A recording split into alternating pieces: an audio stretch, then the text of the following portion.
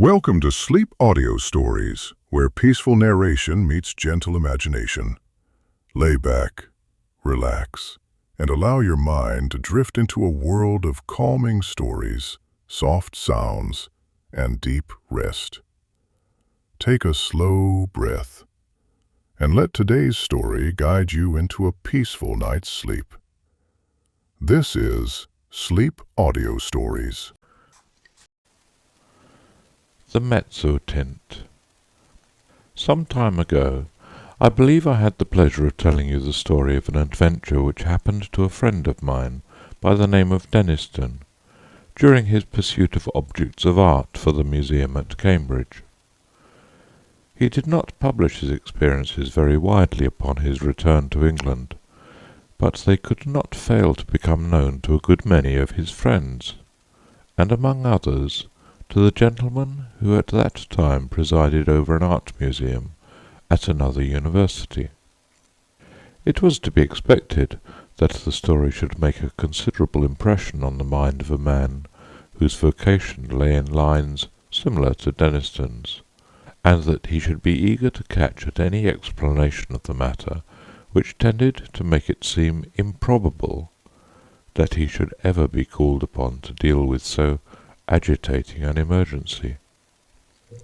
It was indeed somewhat consoling to him to reflect that he was not expected to acquire ancient manuscripts for his institution.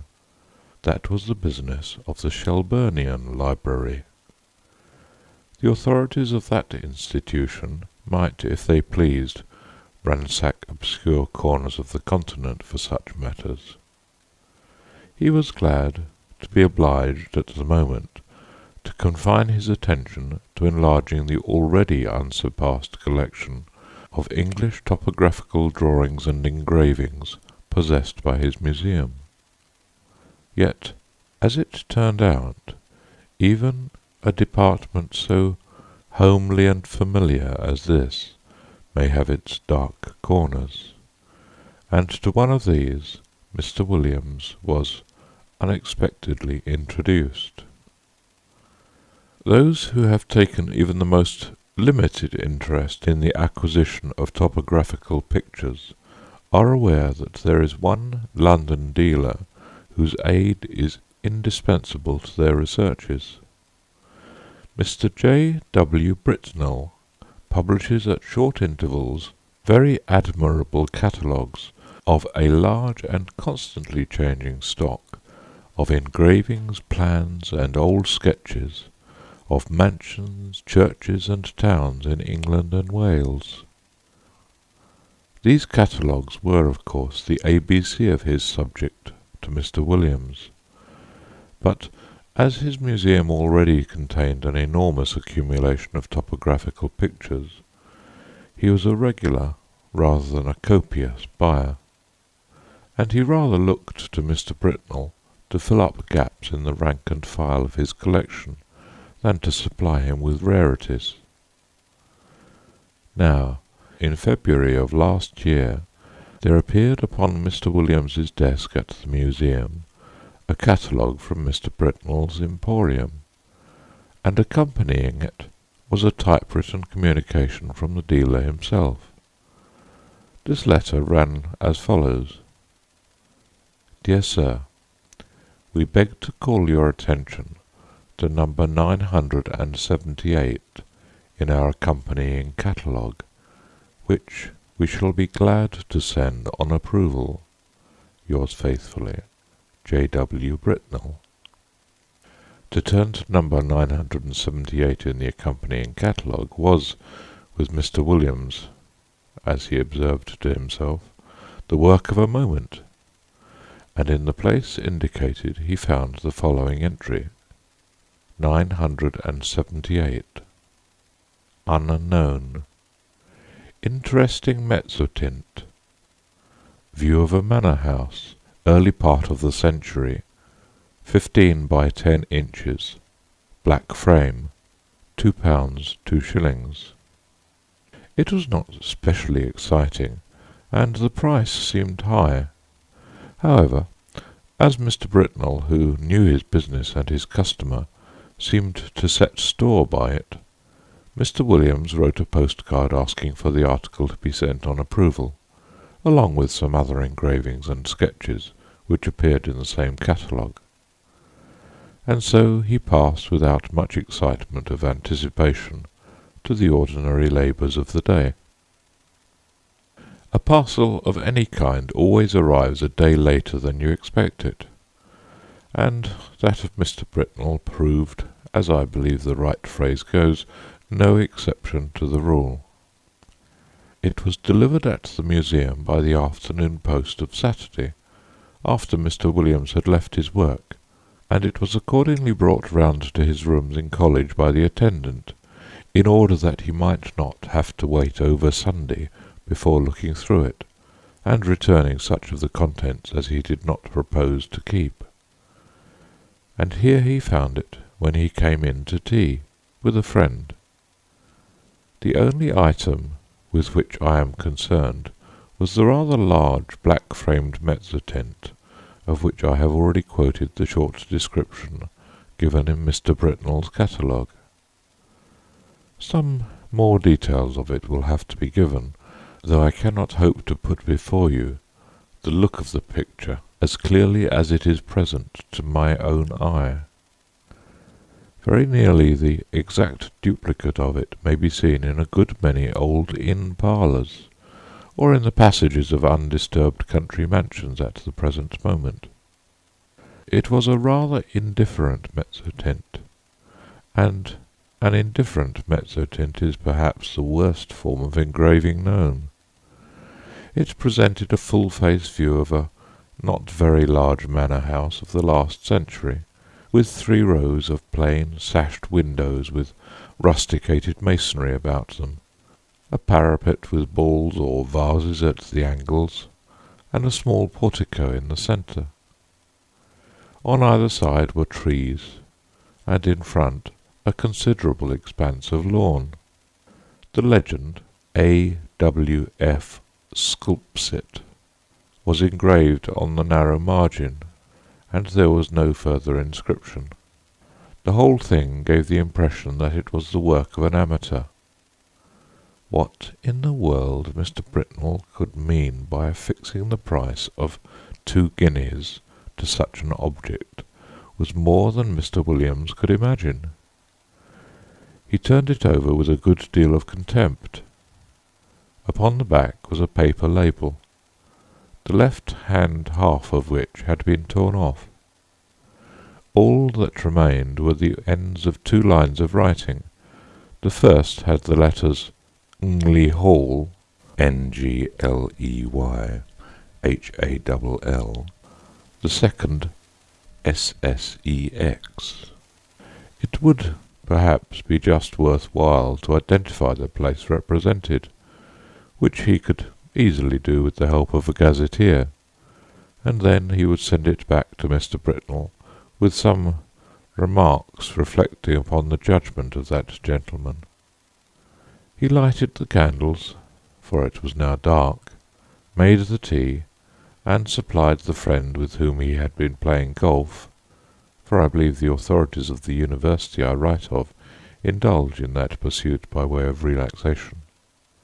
And tea was taken to the accompaniment of a discussion which golfing persons can imagine for themselves, but which the conscientious writer has no right to inflict upon any non-golfing persons. The conclusion arrived at was that certain strokes might have been better, and that in certain emergencies neither player had experienced that amount of luck which a human being has a right to expect. It was now that the friend, let us call him Professor Binks, took up the framed engraving and said, "What's this place, Williams?"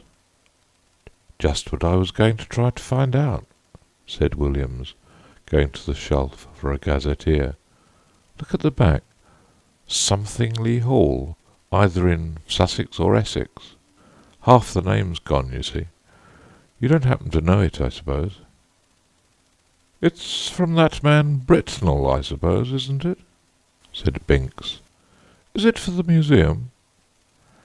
"Well, I think I should buy it if the price was 5 shillings," said Williams, "but for some unearthly reason he wants 2 guineas for it. I can't conceive why.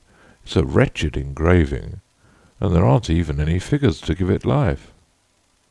"It's not worth 2 guineas, I should think," said Binks, "but I don't think it's so badly done. The moonlight seems rather good to me, and I should have thought that there were figures, or at least a figure, just on the edge in front." "Let's look," said Williams. "Well, it's true the light is rather cleverly given. Where's your figure? Oh, yes, just the head in the very front of the picture." And indeed there was, hardly more than a black blot on the extreme edge of the engraving, the head of a man or woman, a good deal muffled up, the back turned to the spectator, and looking towards the house. Williams had not noticed it before. "Still," he said, "though it's a cleverer thing than I thought, I can't spend 2 guineas of museum money on a picture of a place I don't know." Professor Binks had his work to do, and soon went, and very nearly up to hall time Williams was engaged in a vain attempt to identify the subject of his picture. If the vowel before the ng had only been left, it would have been easy enough, he thought. But as it is, the name may be anything from Guestingly to Langley, and there are many more names ending like this than I thought, and this rotten book has no index of terminations. Hall in Mr. Williams's college was at 7. It need not be dwelt upon, the less so as he met there colleagues who had been playing golf during the afternoon, and words with which we have no concern were freely bandied across the table, merely golfing words, I would hasten to explain.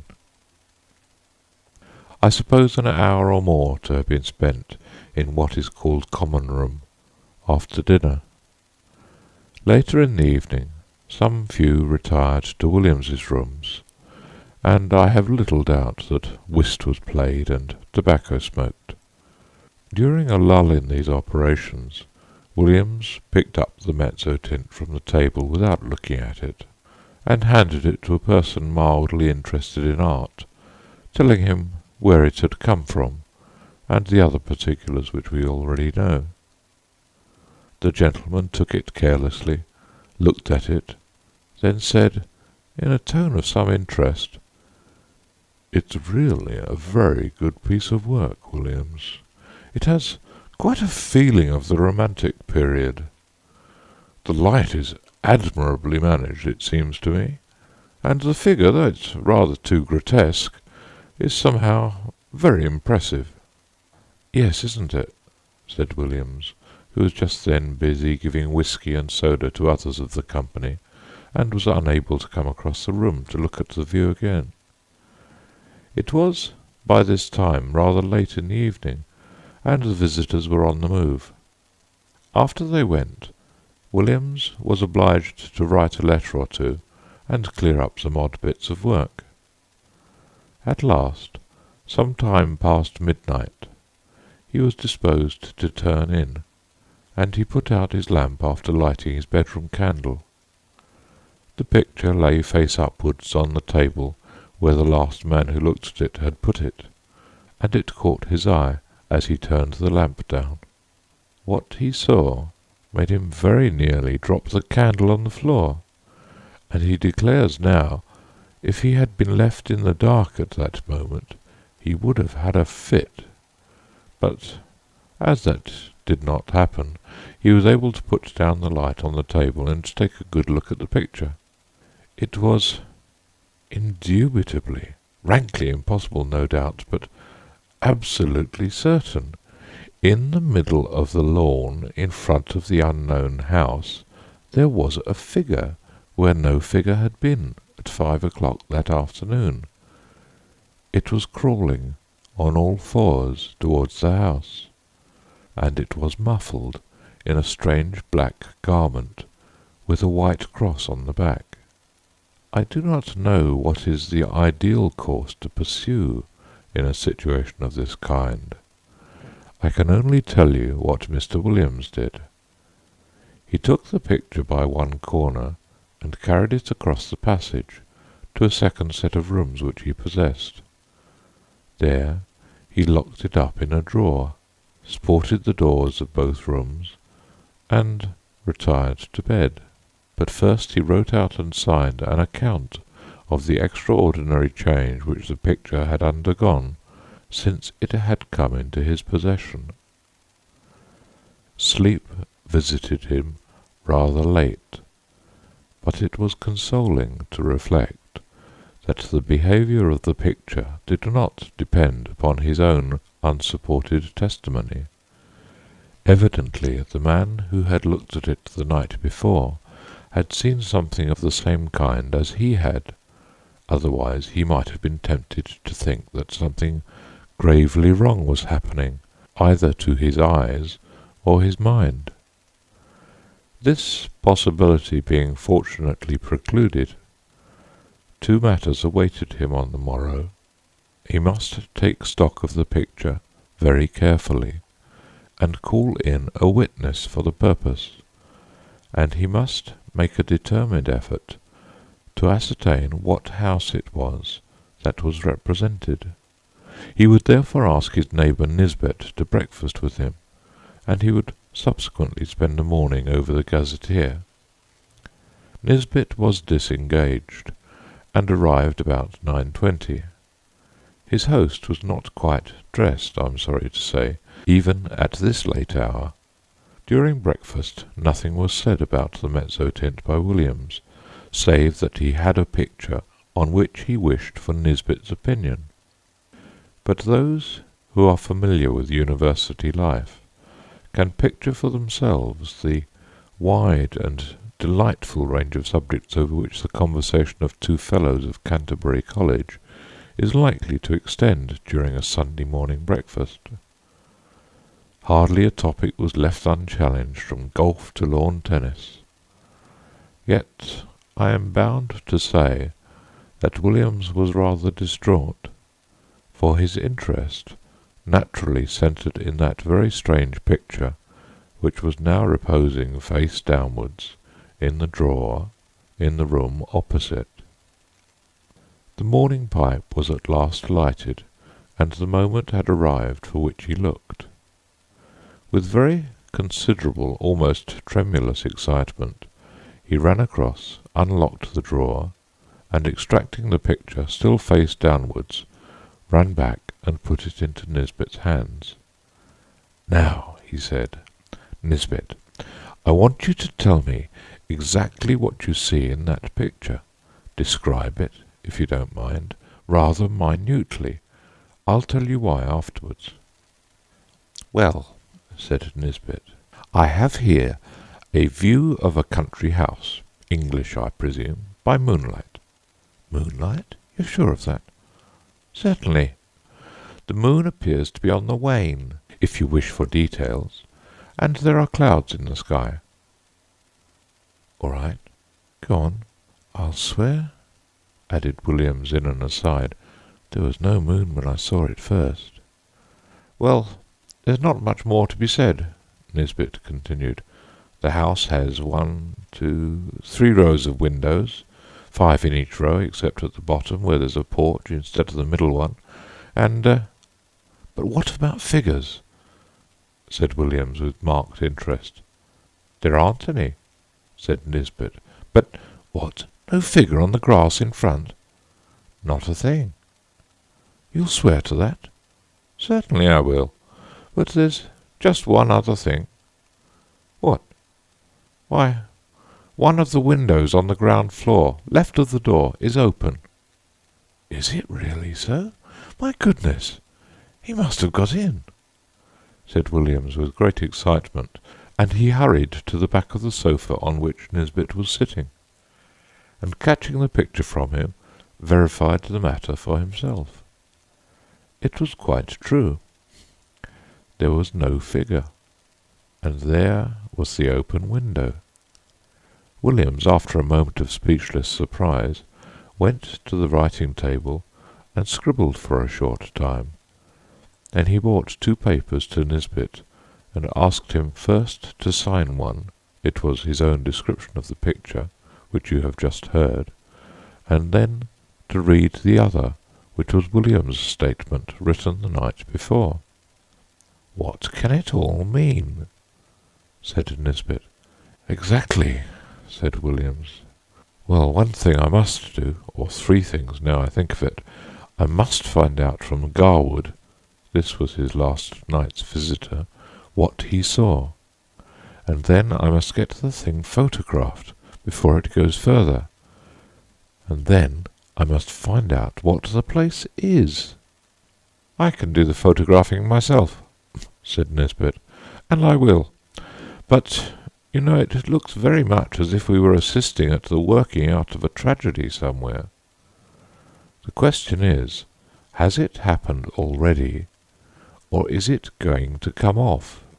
You must find out what the place is. Yes," he said, looking at the picture again, "I expect you're right. He has got in, and if I don't mistake, there'll be the devil to pay in one of the rooms upstairs." "I'll tell you what," said Williams. "I'll take the picture across to old Green." This was the senior fellow of the college, who had been bursar for many years. "It's quite likely he'll know it. We have property in Essex and Sussex, and he must have been over the 2 counties a lot in his time." "Quite likely he will," said Nisbet, "but just let me take my photograph first. But look here, I rather think Green isn't up today. He wasn't in hall last night, and I think I heard him say he was going down for the Sunday." "That's true, too," said Williams. "I know he's gone to Brighton. Well, if you'll photograph it now, I'll go across to Garwood and get his statement. And you keep an eye on it while I'm gone. I'm beginning to think 2 guineas is not a very exorbitant price for it now." In a short time he had returned, and brought Mr. Garwood with him. Garwood's statement was to the effect that the figure, when he had seen it, was clear of the edge of the picture, but had not got far across the lawn.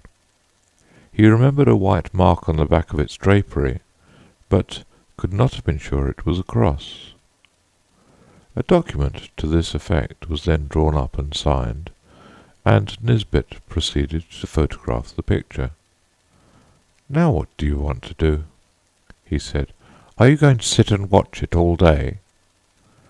"Well, no, I think not," said Williams. "I rather imagine we're meant to see the whole thing.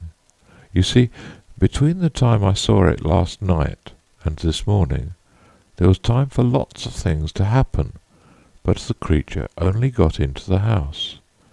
It could easily have got through its business in the time and gone to its own place again, but the fact of the window being open, I think, must mean that it's in there now.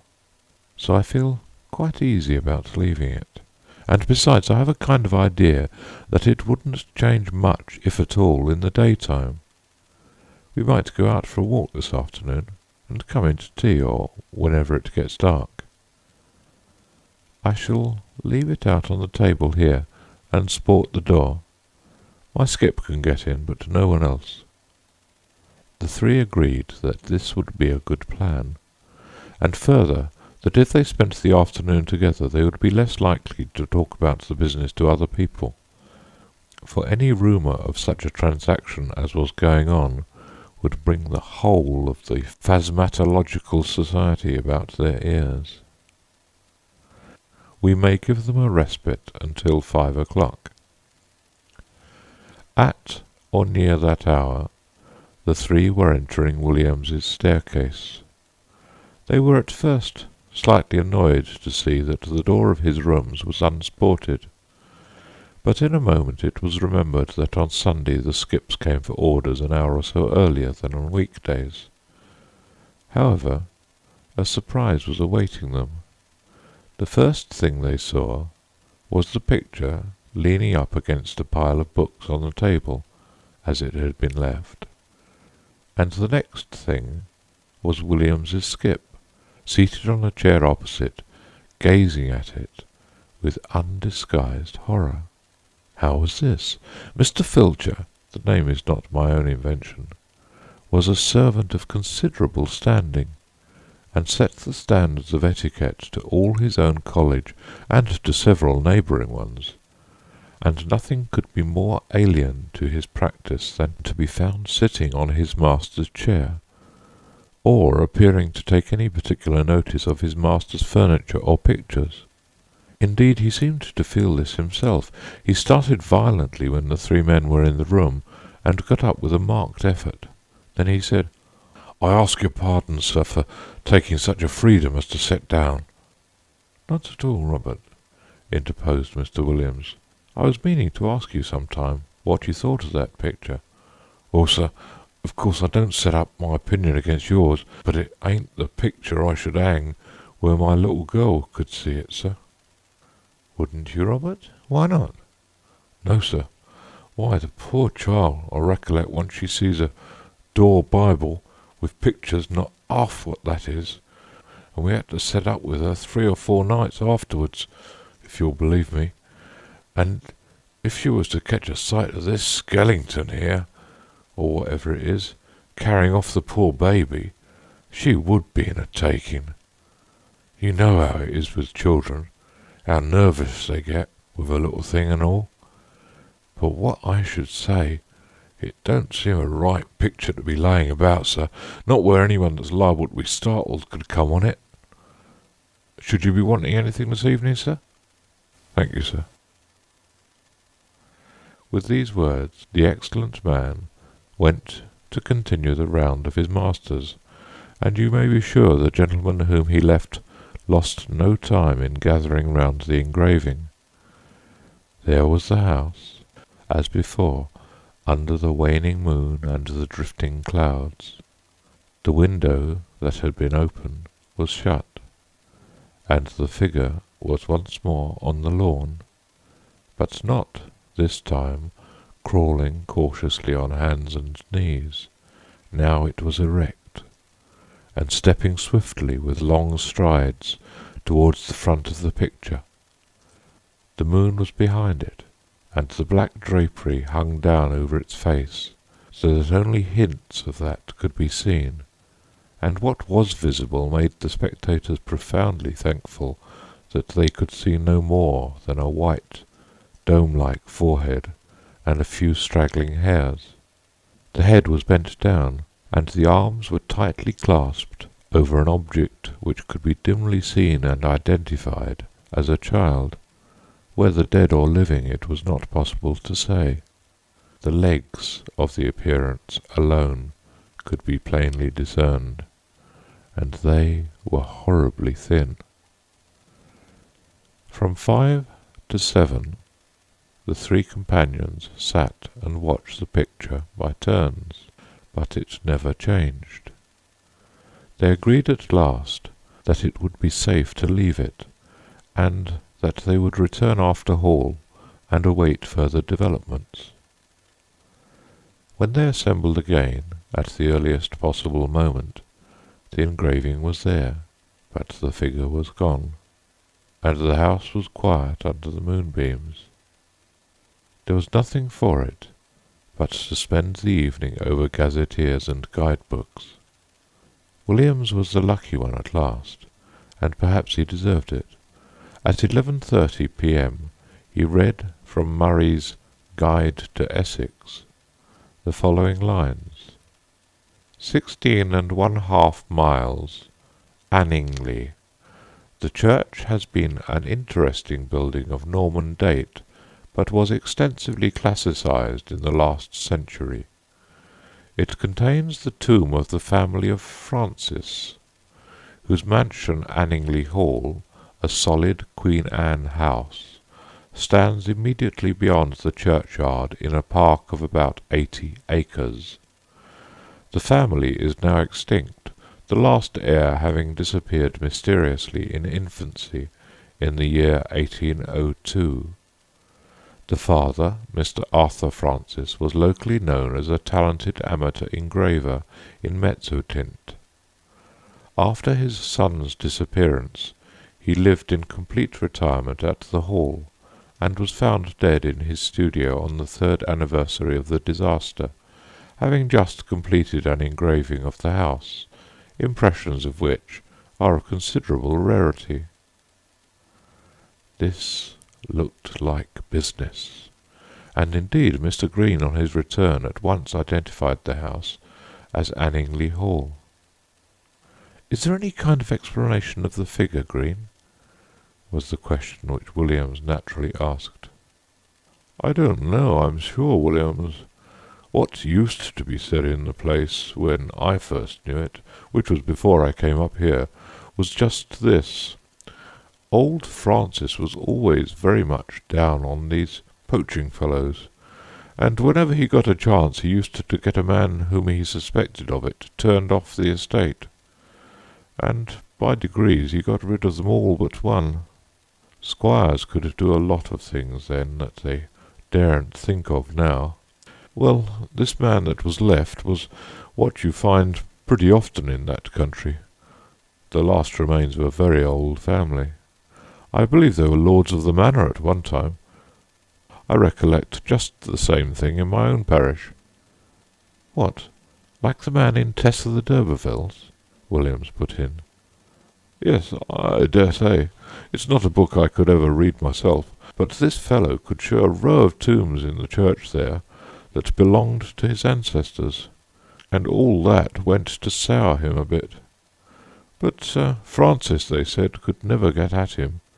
He always kept just on the right side of the law, until one night the keepers found him at it in a wood right at the end of the estate. I could show you the place now. It marches with some land that used to belong to an uncle of mine, and you can imagine there was a row. And this man Gaudy, that was the name, to be sure, Gaudy. I thought I should get it. Gaudy. He was unlucky enough, poor chap, to shoot a keeper. Well, that was what Francis wanted. And grand juries, you know what they would have been then. And poor Gaudy was strung up in double quick time. And I've been shown the place he was buried in, on the north side of the church. You know the way in that part of the world. Anyone that's been hanged or made away with themselves, they bury them that side. And the idea was that some friend of Gaudy's, not a relation, because he had none, poor devil, he was the last of his line, kind of spes ultima gentes, must have planned to get hold of Francis's boy and put an end to his line too. I don't know. It's rather an out-of-the-way thing for an Essex poacher to think of, but you know, I should say now it looks more as if old Gaudy had managed the job himself. Ugh, I hate to think of it. Have some whiskey, Williams."